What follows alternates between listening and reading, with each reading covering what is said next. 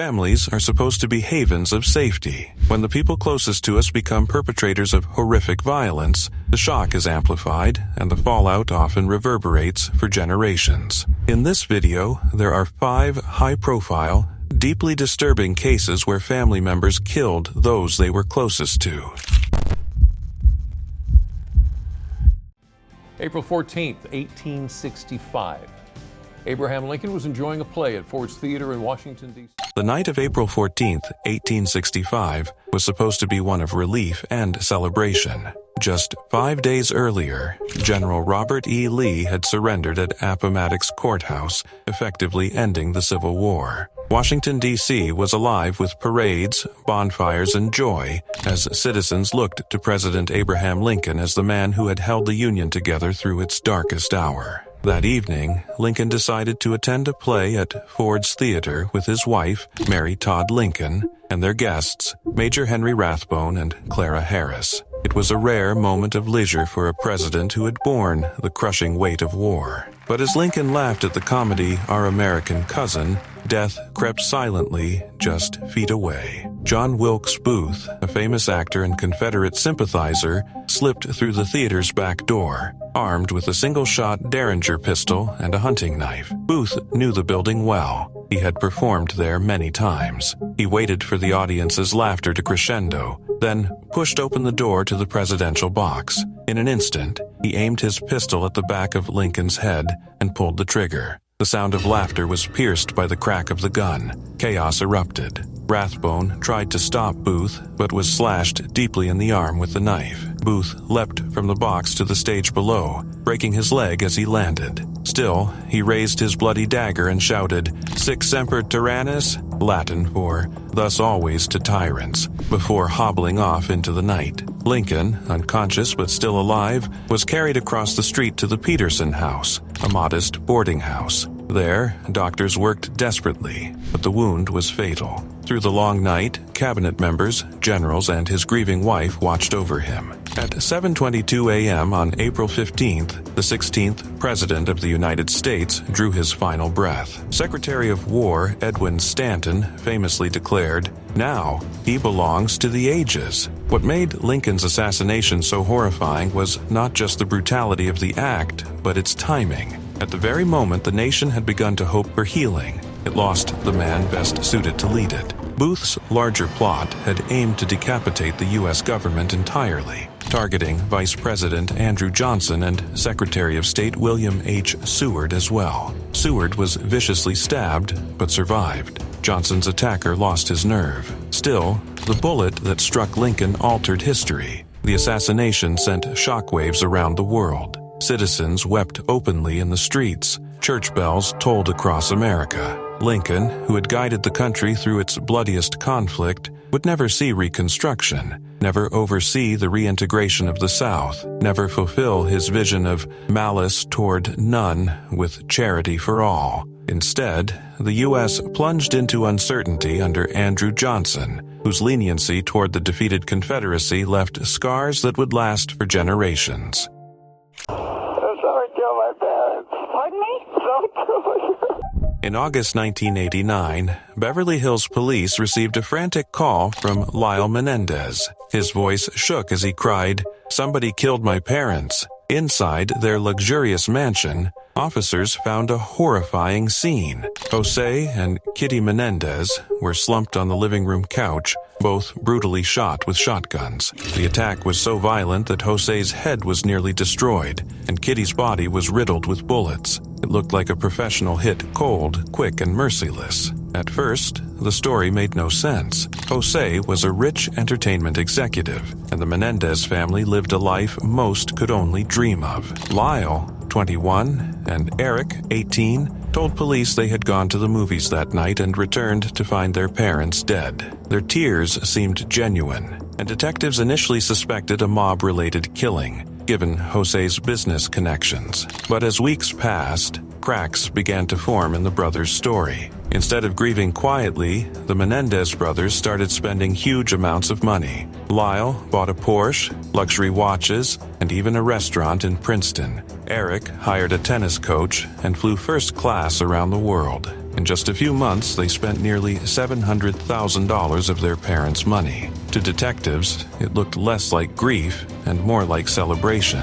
Still, there was no solid evidence linking them to the murders. That changed when Eric, racked by guilt, confessed to his psychologist, Dr. Jerome Oziel. He told the doctor everything about how he and Lyle had planned the killings, how they had bought the shotguns, and how they waited for the perfect moment. The confession could have stayed secret under doctor-patient privilege, but Oziel's girlfriend told police about it, fearing for her own safety. Soon, the brothers were arrested and charged with murder. When the trials began, America couldn't look away. The Menendez brothers sat side by side in court, their faces emotionless as prosecutors painted them as greedy killers who murdered their parents for money and control over the family fortune. But their defense told a different story, one that shocked the nation even more. Lyle and Eric claimed that they had endured years of sexual, emotional, and physical abuse at the hands of their father, Jose. They said their mother, Kitty, knew but did nothing to protect them. According to the defense, the murders weren't about greed, they were about survival. The brothers claimed they believed their father was about to kill them to keep his dark secrets hidden. The courtroom became a war zone of emotions. The brothers cried as they described the alleged abuse, while the prosecution accused them of manipulation and acting. The first two trials ended in mistrials because the juries couldn't agree. Some believed their story. Others thought they were cold-blooded killers. In 1996, during the third trial, the tide turned against them. The judge ruled that evidence about the alleged abuse would be limited, and prosecutors focused on their greed and spending habits. Both Lyle and Eric were found guilty of first-degree murder and sentenced to life in prison without the possibility of parole. On a hot summer morning in Nara, Japan, crowds gathered outside Yamato Saidaiji Station, eager to hear from Shinzo Abe, the longest-serving prime minister in Japanese history, a man whose leadership had shaped modern Japan. He wasn't just another politician. To many, he was a symbol of stability in a world growing more uncertain by the day. At 67, though no longer in office, Abe remained a giant in Japanese politics, his voice still commanding respect across the nation. And that morning, he stood on a small platform, speaking with the calm confidence of a man who had addressed countless rallies before. Then, in a moment that seemed impossible in a country famed for its safety and strict gun laws, everything changed. From the edge of the crowd, a man stepped forward with a crude, homemade weapon, something no one even recognized as a firearm at first. The first shot rang out like a firework, confusing those nearby. Abe turned instinctively, his face registering surprise, but before his guards could react, the second blast thundered through the square. This time, the pellets struck him in the chest and neck. The former prime minister staggered, his hand rising as if to steady himself before collapsing face first onto the street. The crowd screamed, security lunged, and within seconds, one of the most shocking acts of political violence in modern Japanese history had taken place. For a country where shootings are so rare they make front-page news even when non-fatal, the assassination was unthinkable. Shinzo Abe was airlifted to the hospital, doctors battling to save him for hours, transfusing 100 units of blood in a desperate fight, but the wounds were too grave. At 5:03 p.m., the announcement came. Abe was dead. The entire world reeled. The assassin, 41-year-old Tetsuya Yamagami, was seized on the spot. His motive stunned the nation as much as the act itself.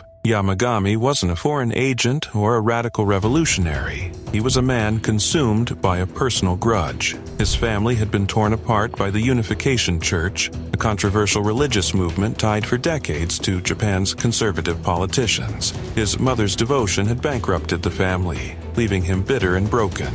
To Yamagami, Abe wasn't just a former prime minister. He was a symbol of that political-religious alliance, one of the most powerful figures to ever support the church. And so, he decided that killing Abe was the only way to strike back. What followed was chaos, outrage, and uncomfortable truths. For decades, whispers had surrounded the ties between Japanese leaders and the Unification Church, but they were largely ignored. Abe's grandfather, Nobusuke Kishi, had helped foster the church's influence in Japan, and and the connections ran deep within the ruling Liberal Democratic Party. After the assassination, the lid blew off. Politicians were forced to admit links, cabinet ministers confessed to accepting support, and Prime Minister Fumio Kishida's government scrambled to contain the fallout. Public trust plummeted. Demonstrations grew. Suddenly, the death of Abe, intended as a single act of vengeance, was unraveling the very political establishment he once led.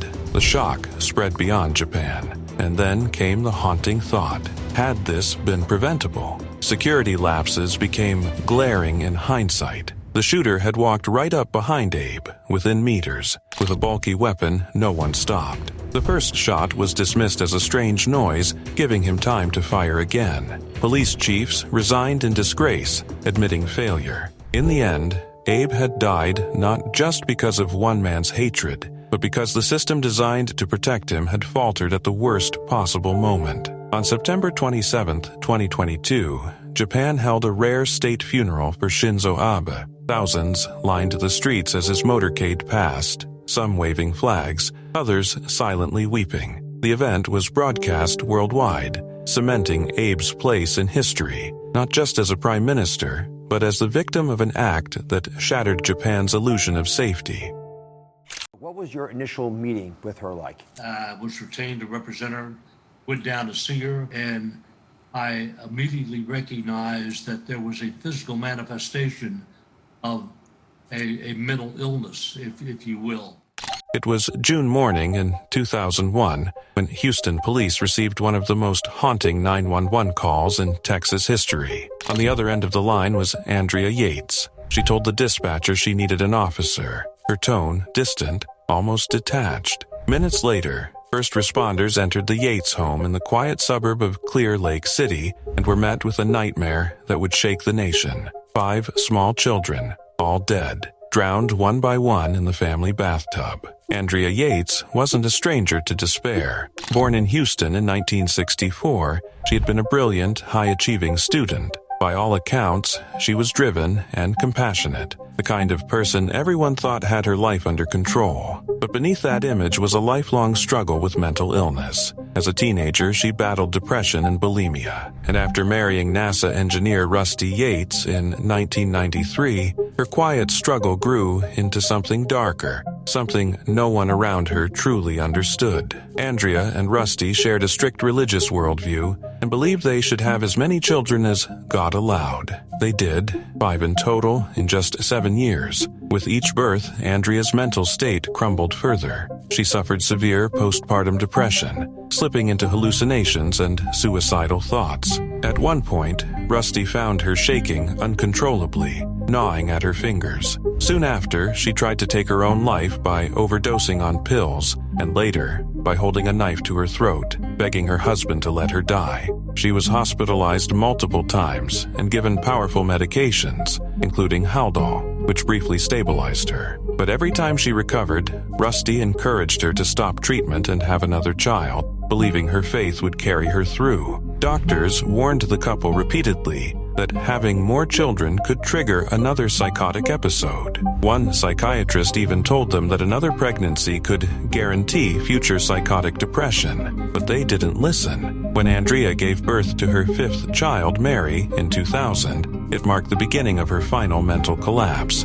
After her father's death in March 2001, Andrea spiraled completely. She stopped eating, stopped taking her medication, and filled her days with frantic Bible reading and self-harm. Her psychiatrist, Dr. Mohammed Saeed, urged that she be supervised constantly, that she should never be left alone with her children. But on the morning of June 20th, 2001, Rusty Yates left for work as usual, confident his wife could manage for an hour before his mother arrived to help. That 1 hour changed everything. In the silence of their suburban home, Andrea filled the bathtub with water. One by one, she drowned her children, starting with Paul, then Luke, then John. She laid each of their bodies neatly on her bed. Then she drowned her baby daughter, Mary, leaving her floating in the tub. When her oldest son, Noah, walked in and saw what was happening, he ran. Andrea chased him, caught him, and held him under the water until he stopped moving. She later told doctors she believed she was saving their souls.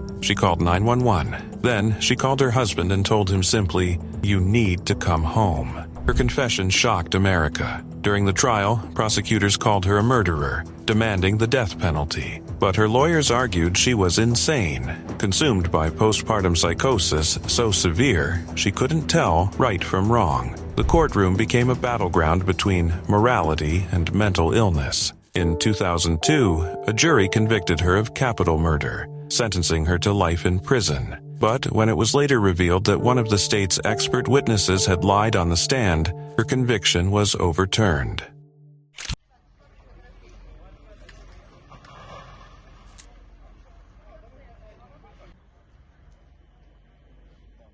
It was supposed to be an ordinary evening in the quiet village of Kushtyovskaya, the kind of place where people left their doors unlocked, where families gathered around dinner tables, where the biggest disturbance might have been a stray dog barking at night. But on 4th November 2010, that illusion shattered forever. In one house, warm lights glowing, children still awake in darkness arrived in the form of a gang that locals had whispered about for years. A gang protected so deeply by corrupt officials that people joked they were the real government. Except nothing about them was funny. What happened next still haunts Russia. 12 people were slaughtered in a single night. A wealthy farmer, server Amitov, his family, 4 children, their visiting friends, and everyone inside that home became a target. Some were stabbed, some were strangled, others were shot. The brutality was so extreme that investigators later said even seasoned officers struggled to process the scene. And here's the part that chilled the entire nation. This wasn't a gang war. This wasn't revenge between criminals. These were civilians, innocent families, children. This was a message from men who believed they could kill anyone they wanted and walk away untouched. The alleged leader behind it all was a man named Sergei Tsapok, a local businessman, a former politician, and according to prosecutors, someone who ruled the village with fear for almost a decade. Residents described him as untouchable. The police turned a blind eye. Officials protected him. People were so terrified that they stayed silent even as intimidation, extortion, beatings, and disappearances piled up. And then the massacre finally pushed everything into the light. Suddenly, the entire country was watching. The media descended on the village. Survivors spoke about years of fear. Other towns and villages began confessing their own stories of harassment, threats, corruption, running deeper than anyone realized. The Kushtyovskaya massacre ripped open a truth the government desperately avoided. Organized crime hadn't disappeared after the 1990s. It had adapted, blended into local power structures, and thrived. The trial that followed was gripping and devastating. Sapok and several gang members were accused not only of the killings, but abduction, rape, and years of violence committed in plain sight of authorities who did nothing. Even their downfall felt eerie. Before Sapok died of a stroke in prison in 2014, 3 of his close accomplices committed suicide, 2 of them just days apart. It was as if the story refused to end quietly, as if the darkness that hung over Kushtyovskaya had one final gasp left. Documentaries, TV shows, and investigative reports followed, but none could fully capture the shock of that night. Even political analysts later admitted the massacre disrupted Russia's carefully constructed narrative, the idea that chaos belonged to the wild 90s, and that under new leadership, order had returned. Yet, here was a modern village, devastated by a gang so protected and so confident, they believed they could butcher families without consequence. And for years, they were right. The Kushtyovskaya massacre wasn't just a crime, it was a national awakening, a reminder that silence is dangerous, corruption is deadly, and sometimes the monsters people fear the most don't hide in shadows, they live next door, shaking hands with politicians, smiling for photographs, and ruling through terror while everyone pretends not to see. Vyacheslav Ivankov. Born in the Soviet Union in 1940, Ivankov was a Russian mafia boss known as Yaponchik, meaning little Japanese for his Asian-esque features, and was rumored to have ties with Russian state intelligence. Vyacheslav Yaponchik Ivankov wasn't just another name in the Russian underworld, he was a legend, a ghost, a myth people whispered about from Moscow to New York. To some, he was a criminal mastermind. To others, a survivor of a world where the rules were written in blood. And for decades, it seemed like nothing and no one could touch him. Ivankov's story began far from the glamorous cities he would later haunt. Born in Soviet Georgia and raised in Moscow, he grew up scrappy, fierce, and unafraid of chaos. He never pretended to be a saint. He fought, he hustled, he climbed from a young wrestler to a street enforcer, slipping through the cracks of the Soviet system until he was finally crowned a vor v zakon, a thief in law. That title wasn't handed out lightly. It marked you as royalty in a kingdom built on smuggling, extortion, and an unbreakable underworld code. Ivankov's life was a cycle of arrests, escapes, and reinventions. Authorities tried locking him up in the 1980s, but somehow powerful figures always seemed to intervene. By the early 90s, he was free again, and the chaos of the collapsing Soviet Union pushed him toward a new frontier, America. When he arrived in New York in 1992, people couldn't believe it. How does a man with a decade-long criminal reputation walk into the U.S. on a business visa claiming he's working in film? But Yaponchik moved like someone protected by shadows. Some said he came to rule Russian organized crime in the States. Others claimed he was running from enemies back home. Whatever the truth, he established himself in Brighton Beach and not quietly. He extorted, he negotiated, he led. FBI agents monitored him constantly, insisting he had a hand in everything from narcotics to extortion rings. Yet he carried himself like someone who didn't fear prison, death, or the government. That confidence didn't last. In 1995, the FBI finally grabbed him, accusing him of extorting millions and carrying multiple passports. He denied the criminal myth built around him, claiming the real criminals were in the Kremlin and intelligence agencies. But prison didn't break him. If anything, it added to his legend. Even behind bars, he stayed connected, protected, and respected. When he was deported back to Russia in 2004 to face old murder charges, many expected him to disappear into the past. Instead, he walked free within a year after witnesses claimed not to recognize him. It was as if the universe kept giving him one more life. But in the underworld, always come due. On July 28, 2009, as Ivankov stepped out of a Moscow restaurant, the world that once feared him struck back. A single shot from a sniper, cold, distant, merciless, tore through the night. The rifle was later found abandoned in a nearby car, a signature of professionals who expected their message to be understood without words. For 73 days, Ivankov fought for his life, and for 73 days, gangsters, rivals, and allies waited to see if the old king would rise again. But this time, death didn't bargain. On October 9th, 2009, the man who had cheated fate for decades finally succumbed. What happened next showed just how deep Ivankov's influence ran. His funeral drew hundreds of gangsters from across the former Soviet world, entire criminal clans sending wreaths and tributes. In the years that followed, police across Europe and Russia hunted those suspected of ordering or benefiting from the assassination. Operations stretched from Moscow to Greece to Spain.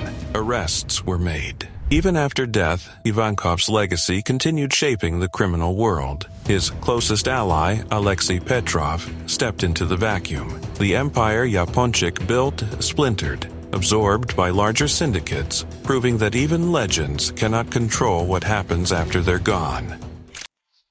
Police in Russia say one of the main figures in the country's organized crime community has been gunned down in Moscow. Aslan Usoyan controlled a criminal group which trafficked drugs and weapons and ran clandestine businesses. If there was ever a name that sent a chill through the criminal underworld, it was Aslan Usoyan, the man they called Grandpa Hassan. To the public, he looked like any quiet old man. But in the world behind closed doors, he was a force whose influence stretched from Moscow to the Caucasus and deep into the remnants of the Soviet Empire. And on a cold January afternoon in 2013, someone decided his reign was over. It happened in broad daylight, the kind of moment that makes an entire city pause. Usoyan stepped out of a central Moscow restaurant, the same place he handled business for years. Then a sharp crack echoed from across the street. A second followed. Before anyone understood what was happening, he collapsed. The sniper had been waiting in a nearby apartment building, using a suppressed rifle, choosing his moment with almost frightening precision. Shell casings were later found near a window, silent proof that the killer planned every detail. Usoyan had survived hits before, but this time there was no escape. He died in the ambulance. Long before reaching the hospital, news spread instantly, not just in Moscow, but across every corner of the world, where his name meant power or fear. His death wasn't seen as just another killing. Many believed it could shake the entire criminal landscape. To understand why, you have to understand him. Usoyan wasn't an ordinary mob figure. His career stretched from Soviet Georgia to Moscow, the Urals, Siberia, Uzbekistan, Sochi, wherever power and money flowed. He was one of the most influential thieves-in-law of his era, a man whose decisions rippled across borders. And with influence came enemies who waited decades for an opportunity like this. His life was a chain of violent power struggles, businessmen vanishing, crime bosses getting shot, criminal clans clashing from Yekaterinburg to Tbilisi. These weren't simple turf wars. They were battles between empires. One of his biggest feuds was with Georgian crime boss Teriel Oniani. Their rivalry allegedly sparked a wave of killings, including hits on Usoyan's lieutenants working on the lucrative Olympic construction projects in Sochi. Even high-profile crime figures like Vyacheslav Ivankov, Yaponchik, were caught in this deadly web. He too was killed by a sniper in 2009. When he died, a massive wreath appeared at his funeral signed, "To our brother from Grandpa Hassan," a symbol of loyalty, or maybe a warning. Usoyan barely survived another assassination attempt in 2010, when he was shot in the stomach. Police even announced his death temporarily, fearing his attackers would return to finish the job. But he lived for 3 more years, and then the sniper came. The moment Usoyan died, analysts warned the underworld could erupt. Some said younger bosses would carve up his empire. Others predicted the long-running war with Georgian factions was far from over. Experts whispered of blood on the streets, and for once, no one doubted it. Suspicion immediately fell on old rivals like Onyani and Rovshanjaniev, though no one was ever convicted. As with most underworld murders, the truth was buried under layers of grudges, secrets, and silent battles. Even in death, Usoyan caused controversy. His family attempted to fly his body to Tbilisi, but the airport refused the plane. Why? No one ever agreed on an answer. What people do agree on is this: his assassination marked the end of an era, a final sniper shot that took down one of the last great Soviet-era crime bosses and reshaped the balance of the underworld forever. Journalist Yelena Kostyuchenko is having a first look at what used to be the office of Anna Politkovskaya, her colleague, shown here in archive footage. Now it's a museum in her honor.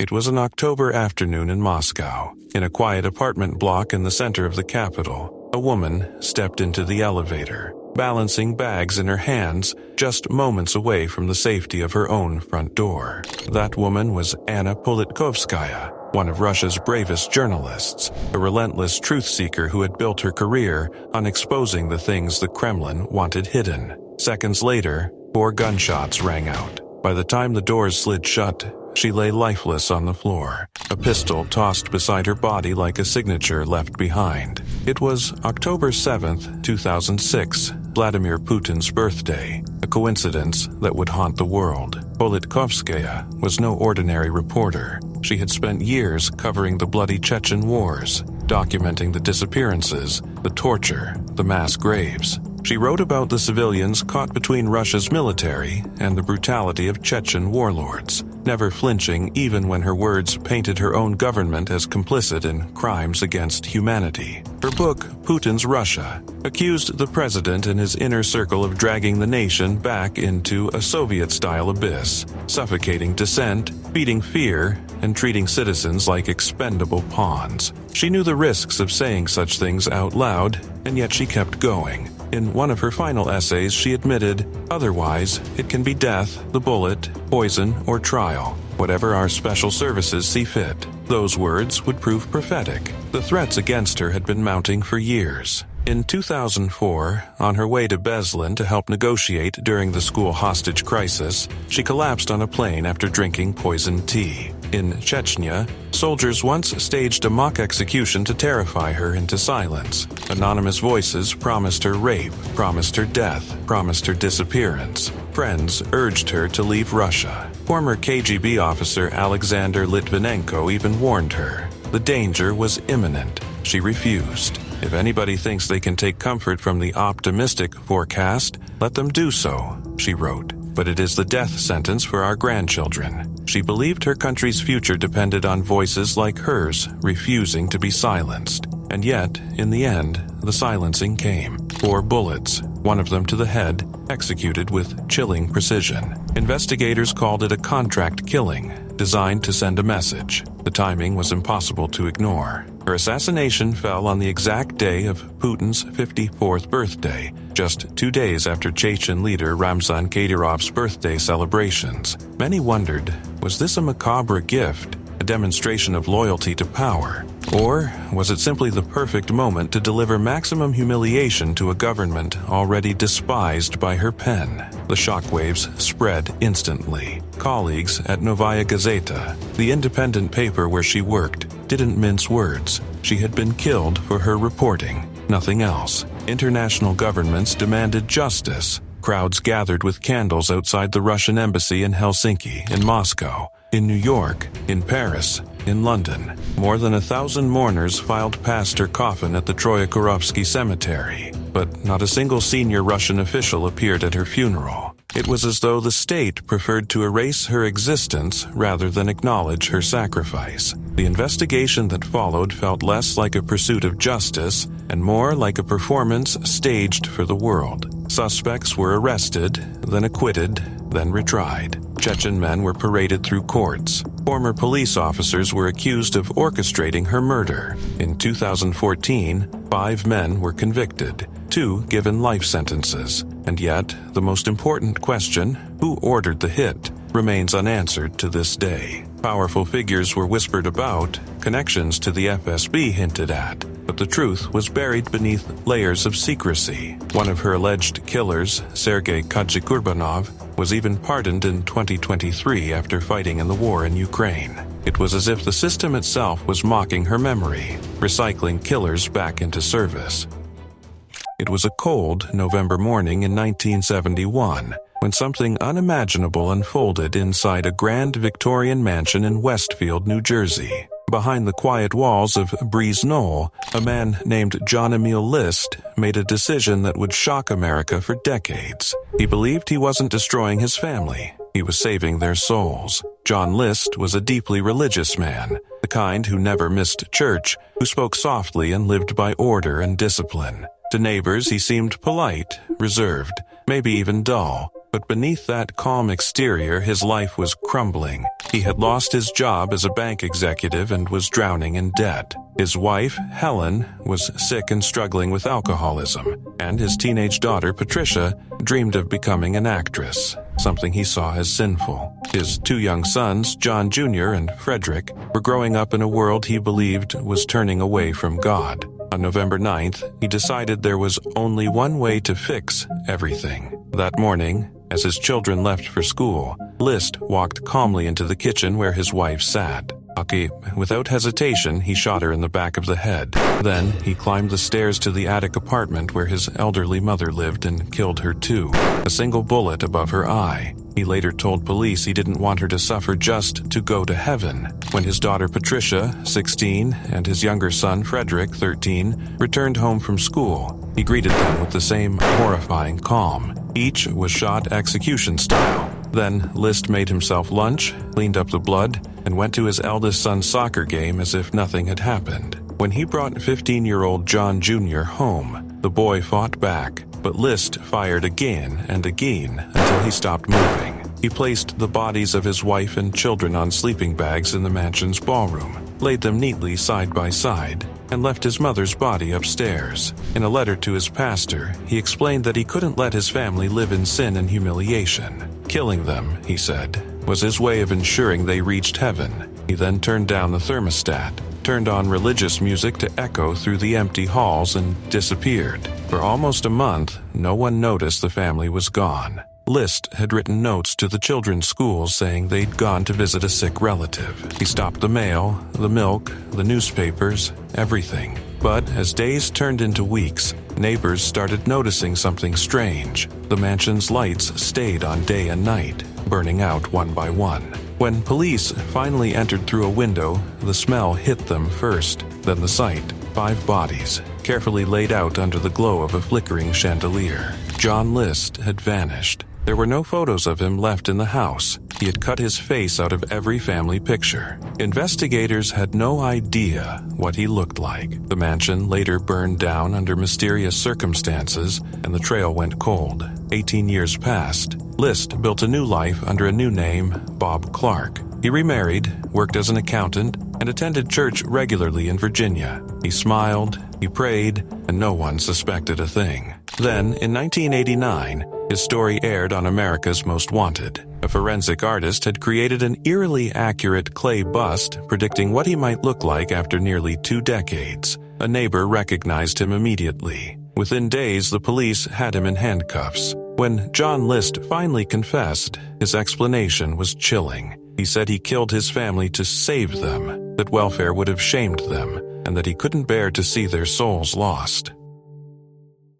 If there was ever a figure who embodied both fear and fascination in the post-Soviet underworld, it was Rovshan Janiev, the man people whispered about as Lankaransky. His story didn't begin with power, or money, or crime. It began with a teenage boy watching his father, a police officer, murdered by the very criminals he was investigating. And at just 17, standing in a courtroom where his father's killer smirked and threatened his family, Rovshan snapped. He pulled out a gun and shot the man dead in front of the judge, the jury, and the cameras. That moment sealed his fate long before anyone called him a gangster. From there, the spiral was fast. He served 2 years in prison, but the world he walked back into was already shaping around him. By 2002, he had been crowned as a thief-in-law, a respected title in the criminal hierarchy supported heavily by Talish networks who saw him as one of their own. Every step he took into the underworld seemed fueled by a mixture of vengeance,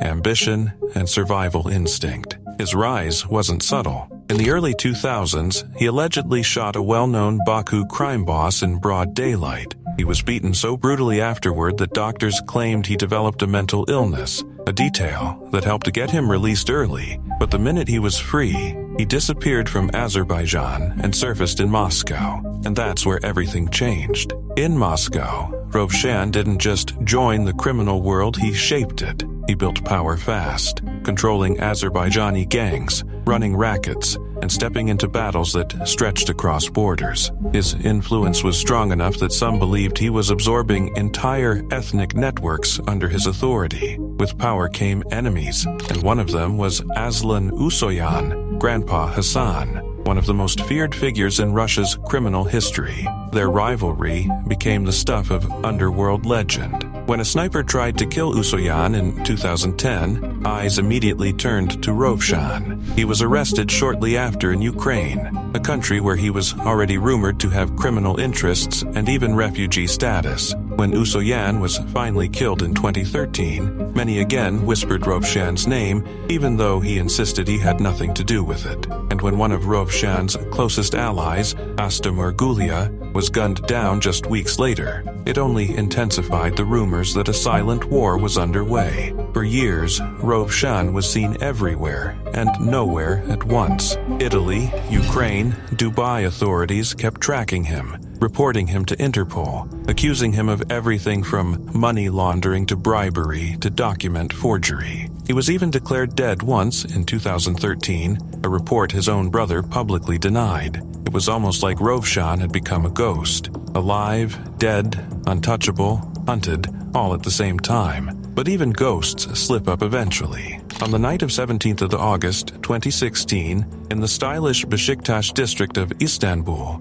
Rovshan returned from a trip to Dubai. He climbed into his luxury Range Rover, an Azerbaijani license plate still gleaming on the back, completely unaware of what waited for him. As the SUV pulled away, a hail of automatic gunfire tore through the vehicle. His driver died instantly. Rovshan was rushed to the hospital, but the wounds were too deep, too many. Hours later, he was gone. His assassination shook the underworld. This wasn't some dark alley hid in Moscow. This was Istanbul, a major international city struck by a coordinated, professional attack. It sent one message loud and clear. No one was untouchable. And if there was any doubt that Rovshan had become a mythic figure, his funeral ended the debate. His body was flown back to Azerbaijan on a private jet owned by billionaire Mubaraz Mansamov. When the plane landed, more than 25,000 people gathered to mourn him. A criminal to some, a folk hero to others.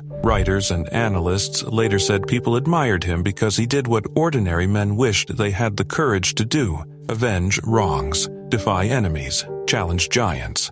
They sat down with Watts in January. That was 2 months after he pleaded guilty to killing his wife, Shannon, his daughters, Bella and Cece, and his unborn son. In the early hours of August 13, 2018, Frederick, Colorado became the setting of a nightmare that would horrify the world. Christopher Watts, a seemingly devoted husband and father, strangled his pregnant wife, Shanann Watts, and suffocated their 2 daughters, Bella and Celeste. Then, in a calculated attempt to erase his crime, he buried Shanann in a shallow grave near an oil site and stuffed his daughters' tiny bodies into separate crude oil tanks, as if trying to bury his guilt in the same darkness that had consumed him. Just hours later, Watts appeared on television calm, composed, pleading for the safe return of his family. "If you're out there, just come back," he said, standing in the driveway of their home. The same driveway where he had carried their bodies into his truck, one by one, under the cover of night. Viewers saw a man desperate for answers. Investigators saw something else, a performance. It all began to crumble when Shanann's close friend Nicole Atkinson grew concerned. Shanann wasn't answering calls or texts, missed her doctor's appointment, and didn't show up to a business meeting. Atkinson called police and rushed to the Watts home, sensing something terribly wrong. When officers arrived, they found Shanann's purse, phone, and car still there, but no sign of the family. Even her wedding ring sat on the bedside table. Watts told police he didn't know where they were, that maybe Shanann had taken the kids and left. But neighbors weren't convinced. One neighbor's security camera caught something that would change the case forever. In the early morning darkness, Watts could be seen backing his truck into the garage and loading it before driving off. It was the bodies of his wife and children.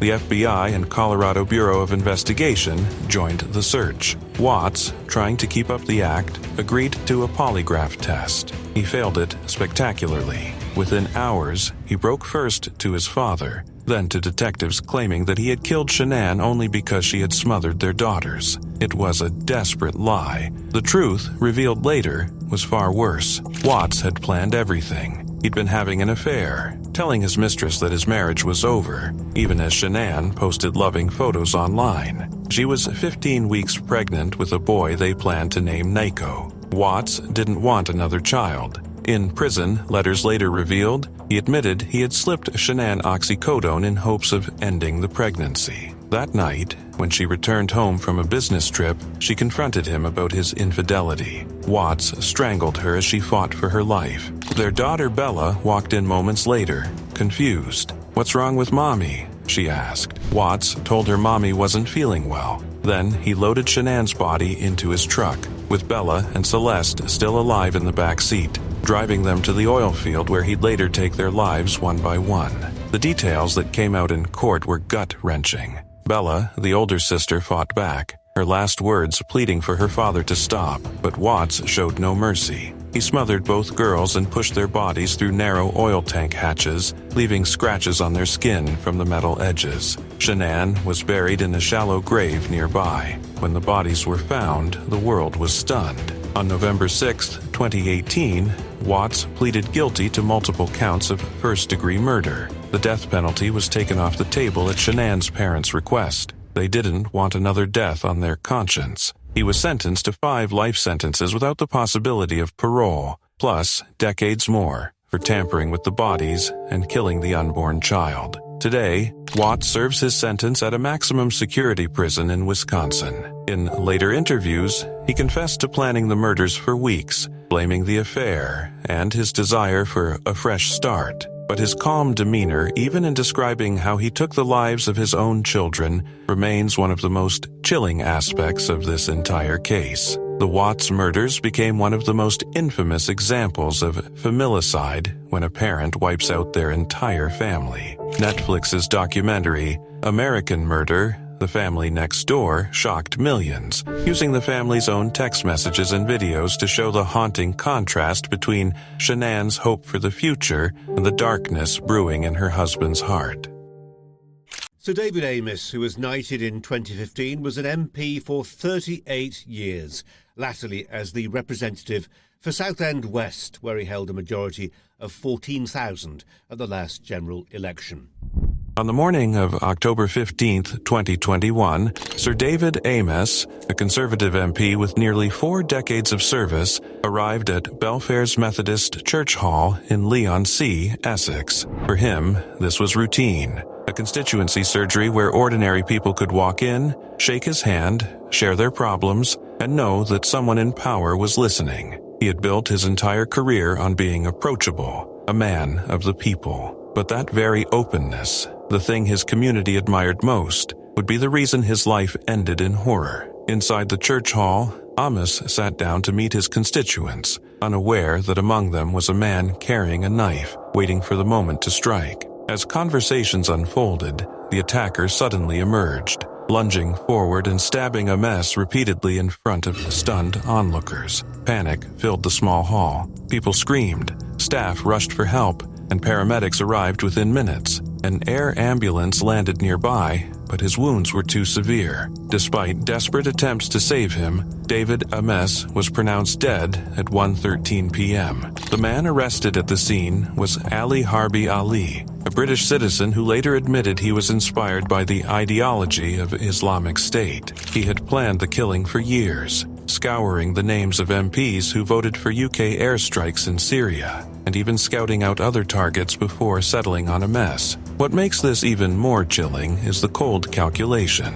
Ali had researched more than 250 MPs, studying their movements, waiting for a chance to strike at the heart of British democracy. For the public, the murder was unthinkable. Amess wasn't a prime minister or a cabinet minister surrounded by layers of security. He was a local MP who held no senior government office, someone who spent his weekends speaking with the people of Southend West. He had campaigned passionately for animal welfare, supported Brexit, and fought tirelessly to have Southend granted city status. He was known as kind, approachable, and deeply committed to his Catholic faith. That such a man could be targeted while doing the very thing that defined him, listening to his people, sent shockwaves far beyond Essex. Tributes poured in almost instantly. Prime Minister Boris Johnson, opposition leader Keir Starmer, and colleagues from across the political divide stood united in grief. Vigils were held, church bells tolled, and communities mourned a man who had never shied away from meeting face-to-face with those he served. To his constituents, he was not just an MP, he was a neighbor, a familiar figure who always made time for a chat. But behind the mourning lay something darker. Amess himself had once written in his autobiography that the killing of Joe Cox in 2016 had spoilt the great British tradition of the people openly meeting their elected politicians. He feared that one day MPs would no longer be safe in the simple act of engaging with their communities. In a haunting twist of fate, those very words became a prophecy of his own death. Ali Harbi Ali later stood trial at the Old Bailey, showing no remorse. He smirked in court, declared he had no regrets, and justified his act as part of a twisted ideology. The judge called him a cold, calculated, and dangerous individual, sentencing him to life in prison with no chance of release. For Amess's family, there was no relief in the verdict. "We shall never get over this tragedy," they said. Their grief only deepened by the thought that a husband, father, and grandfather was stolen from them in such a brutal way. In the weeks that followed, tributes to Amess turned into legacy. Southend was officially granted city status, fulfilling one of his greatest political campaigns. Colleagues called him a martyr for democracy, a reminder that in an age of political division, violence must never silence debate. In June 2007, Chris Benoit, a celebrated WWE superstar, killed his wife Nancy and their 7-year-old son Daniel before taking his own life. The discovery of what happened inside the Benoit family home in Fayetteville, Georgia, left the world stunned, a horrifying fall from grace for a man once admired by millions. For 3 days, the family's quiet suburban home concealed an unimaginable horror. On the night of June 22nd, Nancy was the first to die. She had been bound at her wrists and ankles, likely terrified and helpless. Investigators later found she'd been strangled in a violent and intimate act that spoke of rage and control. Her body was discovered wrapped in a blanket, with a Bible placed beside her. There were no signs of struggle, no sounds that alerted neighbors, just the chilling silence of a life brutally taken. The next morning, June 23rd, 7-year-old Daniel lay asleep in his room, unaware of the nightmare that had unfolded. Toxicology reports would later reveal that he had been sedated with Xanax, likely unconscious when his father ended his life. There were no bruises, no marks of struggle, only the eerie calm of a child who never woke up. Another Bible rested by his body, placed there by the same hands that had ended his young life. By June 24th, the once disciplined, respected athlete had descended into despair. In his home gym, surrounded by weights and reminders of his former glory, Chris Benoit took his own life. He used the cables of his workout machine to hang himself a chilling end to a weekend of unthinkable violence. When police arrived 2 days later, alerted by concerned colleagues after Benoit missed a WWE event, they walked into a home that had become a mausoleum. 3 bodies, 3 lives, no note, only questions that would haunt the world of wrestling forever. What drove Chris Benoit to such horror? In the aftermath, investigators and fans desperately searched for answers. Some pointed to years of head trauma. Benoit had endured countless blows to the skull, steel chair shots, and punishing matches that left him concussed over and over again. When doctors examined his brain, the results were staggering. His brain resembled that of an 85-year-old Alzheimer's patient. Severe chronic traumatic encephalopathy had destroyed his impulse control and emotional stability. Others pointed to steroid abuse, depression, and the immense pressure of maintaining his image as the Canadian crippler, a man who never showed weakness. But the signs of strain had been there long before. Nancy, herself a former wrestling valet known as Woman, had filed for divorce in 2003, citing abuse and threats, though she later withdrew the complaint. Friends noticed changes in Benoit's behavior in the years that followed: erratic moods, isolation, paranoia. Those closest to him recalled phone calls and messages that didn't sound like the man they once knew.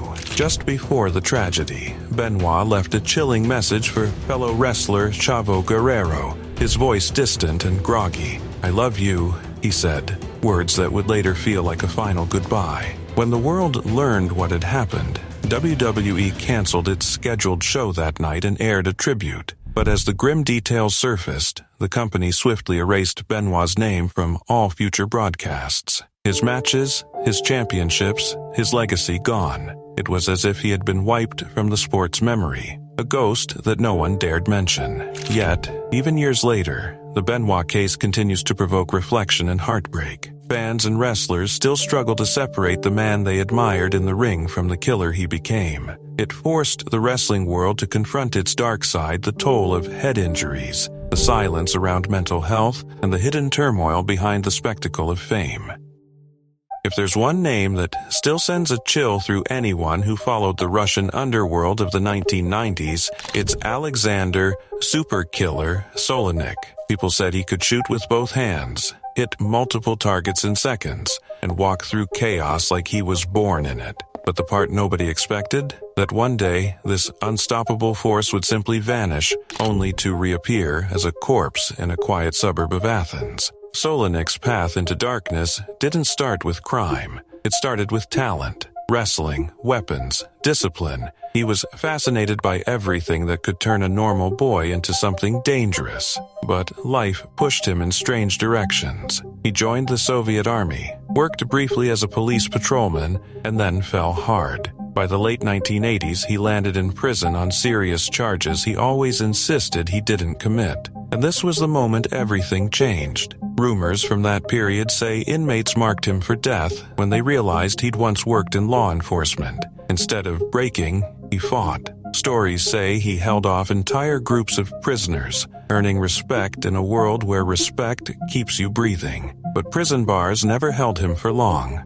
Not once, but twice, Solonik escaped, slipping through the system. Each time he resurfaced, he was more dangerous, more determined, and more closely tied to rising crime groups. By the time he returned to Kurgan, he wasn't just a fugitive, he was a recruit, a weapon, a man hired to settle scores that others were too afraid to handle, and he handled them, one by one. In the early 90s, Russia's underworld became a battlefield, and Solonik became one of its most feared players. He was linked to hits on major crime figures, men surrounded by bodyguards, men who thought they were untouchable. He walked into crowded clubs, streets, parking lots, and pulled off assassinations that stunned even veteran investigators. Some say he was methodical. Others say he was emotionless. Either way, his name rose to the top of Russia's most wanted lists, and police across Moscow hunted him relentlessly. But even arrest didn't stop him. During one takedown, officers brought him into a station and somehow missed the Glock 17 he had hidden under his coat. Before anyone could react, shots rang out.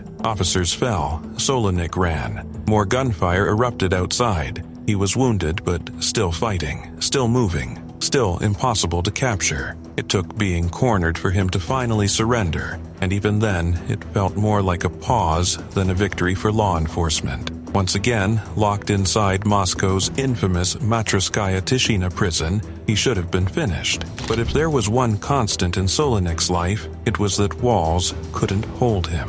In 1995, he staged another escape, the kind you only see in heist films. A mannequin was left under his blanket. A guard, allegedly working for the mob, slipped him a weapon and rope. And then he was gone, rappelling down the prison walls into the night like he had never been there at all. This time, he didn't hide in Russia. He disappeared completely. Months later, whispers out of Athens started spreading. A mysterious Russian man in luxury villas, a private security force, parties, deals, and dangerous alliances. When the truth came out, authorities realized what they were dealing with. Solonik had rebuilt his empire in Greece. Reports say he had around 50 men under him, access to weapons stockpiles, and contracts stretching into Europe. For a man who had spent years hunted, he was suddenly living like a king. And then, without warning, the story took its darkest turn.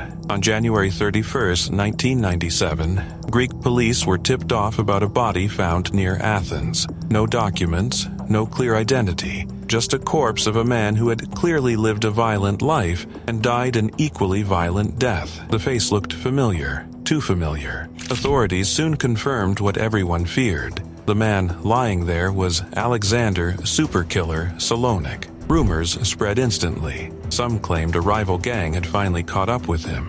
Others believed he was eliminated by people he trusted. Early reports suggested he had been strangled, not shot, not stabbed, but quietly removed in a way that sent a message. Later, accounts pointed to another feared hitman, Sasha Soldat, as the one allegedly responsible. Whether it was betrayal, revenge, or a contract ordered from thousands of miles away, one thing was clear. Solonik died surrounded by people he thought were allies, and the chaos didn't stop there. In the days that followed, Greek authorities raided his villas. What they found looked like the set of a crime thriller. Weapons hidden everywhere, documents hinting at upcoming hits, including one allegedly planned in Italy. The empire he built crumbled overnight, exposing networks and operations no one even knew existed.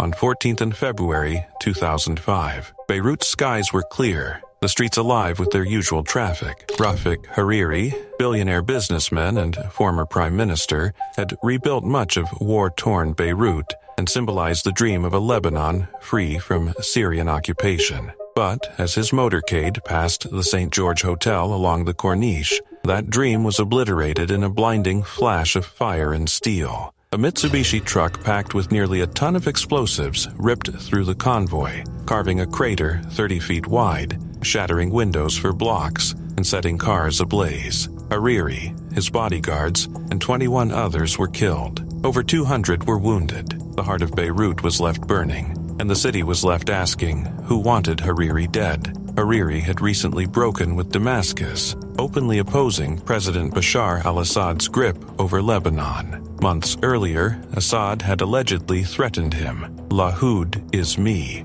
Opposing him is opposing Assad himself. I will break Lebanon over your head if you stand in my way. His murder ignited fury. Hundreds of thousands flooded Martyrs Square, demanding an end to Syria's nearly 30-year military presence. The Cedar Revolution forced Syrian troops to withdraw by April 2005, a change Hariri's death achieved in weeks. Investigations later pointed to Hezbollah operatives. Phone records and surveillance footage exposed a coordinated network, but direct proof linking Hezbollah's leadership, or Syria, to the attack never surfaced. In 2020, Salim Ayash was convicted in absentia, yet the mastermind remained hidden. Even investigators weren't safe. Wissam Eid, who uncovered key phone evidence, was assassinated in 2008. Brigadier General Wissam al-Hassan in 2012. Anyone close to the truth seemed doomed. Today, Hariri's grave near the Mohammed Al-Amin Mosque is a shrine.